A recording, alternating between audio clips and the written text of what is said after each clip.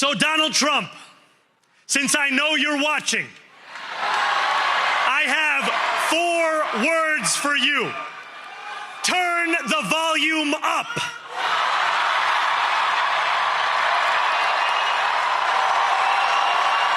To get to any of us, you will have to get through all of us. It is not hyperbole to state that Donald Trump was unraveling last night as the election returns were coming in.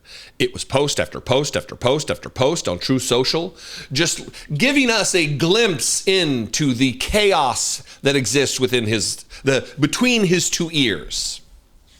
You would think it's just an empty, cavernous void in there, but there's some space for a marble to roll around in, like an empty, rotted walnut just to bang around in between the ears. And that's what we witnessed last night.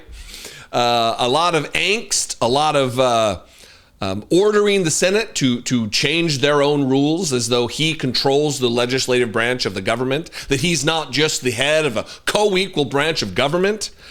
And I'm going to give you 4 tweets, 4 posts on True Social. Everything's a tweet. It's a tweet. And then I'm going to provide you with why he is apoplectic, why he is beside himself, why he is literally unraveling like an old, tattered sweater. And that is because Zohran Mamdani won the election last night in New York City against the Trump-endorsed former Democrat, disgraced sexual harasser of women, very akin to the behavior of Donald Trump, Andrew Cuomo. The man who killed grandmas and grandpas in nursing homes with his feckless dealing with the pandemic and his cover-up that ensued. The Donald Trump endorsed candidate. And Zohran Mamdani gave a rousing victory speech last night that was very different. I want you to stick around for this because it's important. His speech was maybe more different than any political speech, certainly any victory speech you've ever heard. He is the real deal. He's also very different than your standard politician. Let's start, though, with Donald Trump's first tweet of the evening that came at 10:05 p.m. Eastern Time. That really just, if it ultimately is signaling that this wasn't my fault. No, this wasn't my fault. Desperate. This is grandpa desperation. Trump wasn't on the ballot and the shutdown were the 2 reasons that Republicans lost election night, according to pollsters. It's a quote in all caps, and then the quote is attributed to, according to pollsters. Trump wasn't on the ballot. Trump is asserting here that if he had indeed been on the ballot somewhere, it wouldn't have gone that way. It wouldn't have resulted in Abigail Spanberger winning the governor's race in the Commonwealth of Virginia. It wouldn't have resulted in Mikey Sherrill, actual Navy helicopter pilot and veteran of this United States military, beating Jack Ciattarelli, the Trump-endorsed candidate. It wouldn't have resulted in Zohran Mamdani defeating his hand-chosen Andrew Cuomo, apparently, according to Donald Trump. The reason that these races went the way they did, the reason the Prop 50 vote went the way it did, which is a big win for Democrats, is because people are finally starting to wake up and look around and realize that when they voted for Trump in 2020 and in 2016 and 2020, certainly in 2024, it was a mistake. And that all of the promises he made, all of the litany of promises, you could stack them up, all these promises that he made were just lies. He did not lower prices. He did not end the war in Ukraine. He has not ended the genocide in Gaza. He's had to invent wars that didn't exist that he's ended to beg for the Nobel Peace Prize.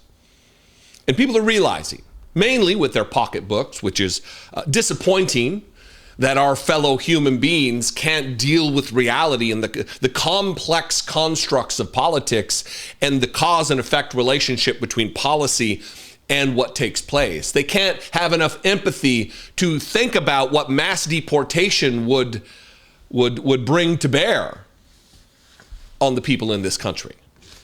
It's unfortunate, but we got to deal with reality on reality's terms in our own way.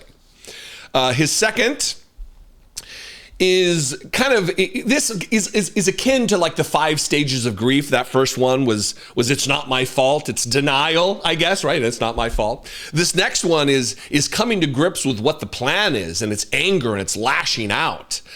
He says, and this is at 10:41, just a few minutes later, Republicans terminate the filibuster, get back to passing legislation and voter reform, President DJT.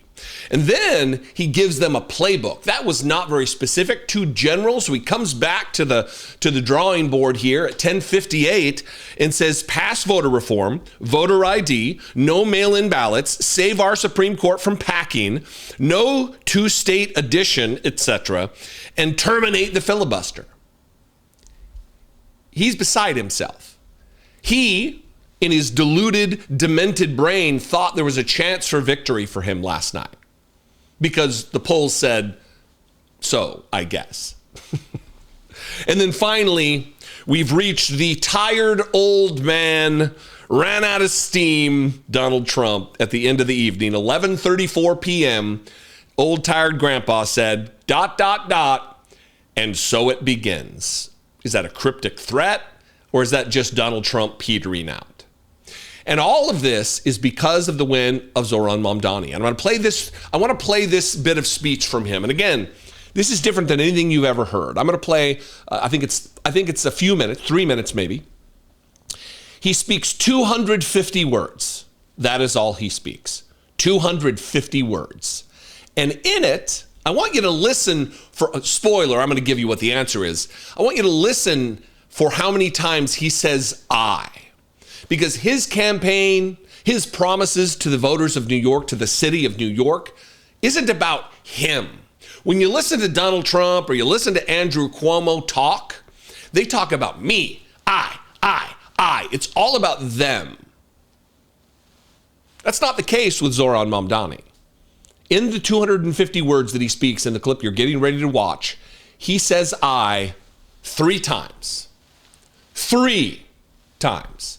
This message is about us. It's about we. It's about group effort. It's about together we can win. Together we can defeat Donald Trump. It is an amazing 3 minutes and I think 6 seconds of video that you do not want to miss. Together, we will usher in a generation of change. And if we embrace this brave new course, rather than fleeing from it, we can respond to oligarchy and authoritarianism with the strength it fears, not the appeasement it craves. After all, if anyone can show a nation betrayed by Donald Trump how to defeat him, it is the city that gave rise to him.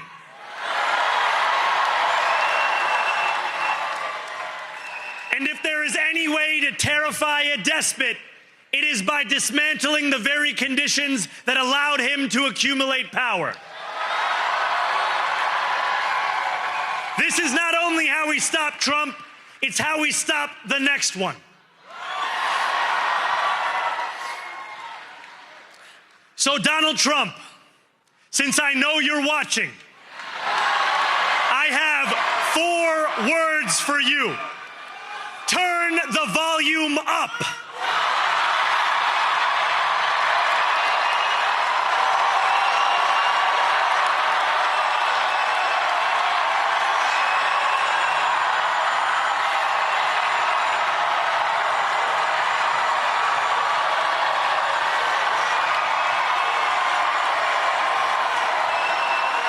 We will hold bad landlords to account because the Donald Trumps of our city have grown far too comfortable taking advantage of their tenants. We will put an end to the culture of corruption that has allowed billionaires like Trump to evade taxation and exploit tax breaks. We will stand alongside unions and expand labor protections because we know, just as Donald Trump does, that when working people have ironclad rights, the bosses who seek to extort them become very small indeed. New York will remain a city of immigrants, a city built by immigrants, powered by immigrants, and as of tonight, led by an immigrant.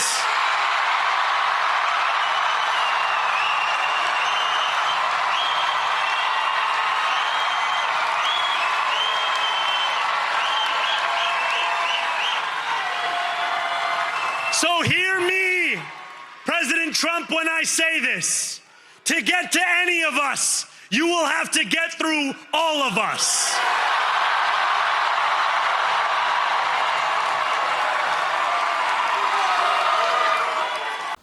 Look, if that doesn't make you emotional, I think you need to get checked whatever gland creates emotion. I don't think there is one, but he says, so Donald Trump, since I know you're watching, I have 4 words for you. Turn up the volume.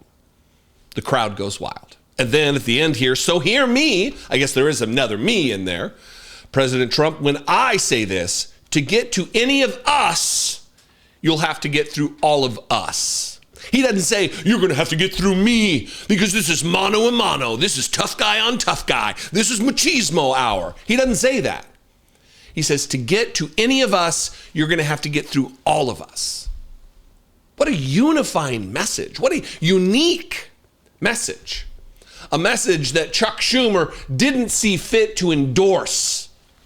He refused to endorse, and up to this very moment, won't say who he voted for. That's not leadership, that's cowardice. Chuck Schumer should resign as minority leader because he is not a leader. Sorry if that rubs you the wrong way. Sorry if that rustles feathers, because I, after all, am a Democrat. A progressive Democrat, but a Democrat nonetheless. And when I'm seeing failure on the part of our leaders, it's going to be called out. It is my job. It's all of our job. It's an effort we should all endeavor to undertake. What do you think? I welcome you to this conversation. Let's have it in the comments below. You can also call the voicemail line, 714-576-4054. And of course, as always, you can email me, daily@dollemore.com. Last night was a great night. I'd love to know your thoughts in the comments. I love and appreciate you very much. I'll see you next time. Be genuine and take care of one another. The headlines obviously talked about the passing of Trump's big, beautiful bill. But did you catch what the headlines did not make note of? This same beautiful bill hands over nearly $40 billion of our tax dollars to ICE per year. This is more money than most countries spend on their entire military.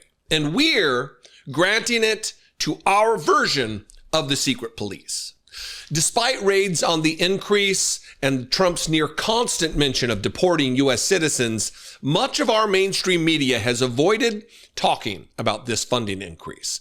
Or worse, they have twisted the bill's language to frame this spending as good for the citizens of the United States. This should be the biggest story in America right now, and it's not. And look, you'd be naive to think that this is anything other than by design from the GOP. Tools like ground news are an essential part of your news consumption for examples just like this. By gathering the world's news in one place, organizing it by story, and then analyzing just how far right, how radical each unbiased source actually is, ground news will expose blind spots like this ICE funding, and it will give you more context than you can get anywhere else. Shouldn't we be learning from history? We have seen Trump's playbook before, and the comparisons to regimes of misinformation and terror are alarmingly plentiful. Ground news will help you stay ahead on immigration, the economy, or simply bring your attention to stories missing from your newsfeed. Both Ground News' app and their website are smarter, more reliable ways to access the news unfiltered, to stay informed in the face of MAGA wanting to keep us in the dark.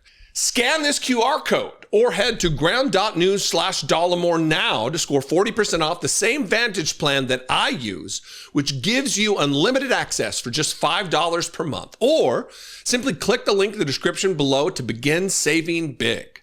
The right is absolutely banking on you to be uninformed. Stay ahead and see all the news with Ground News.